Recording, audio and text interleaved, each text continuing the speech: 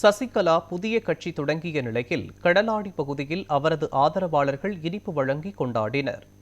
சசிகலா கடந்த பிப்ரவரி 24ஆம் தேதி புதிய கட்சியின் கொடியை அறிமுகம் செய்தார். இதைத் தொடர்ந்து தற்போது கட்சியின் பெயர் மற்றும் சின்னத்தை அவர் அறிமுகம் செய்துள்ளார்.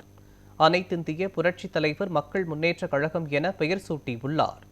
இந்நிலையில் ராமநாதபுரம் மாவட்டம் கடலாடியில் கட்சி நிர்வாகிகள் கொடியினை ஏற்றி பொதுமக்களுக்கு இனிப்பு வழங்கினர்.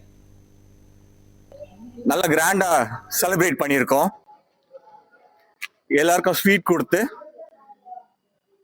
கட்சியின் பேரும் கொடியும் ஏத்தி தென்னந்தோப்பு சின்னம்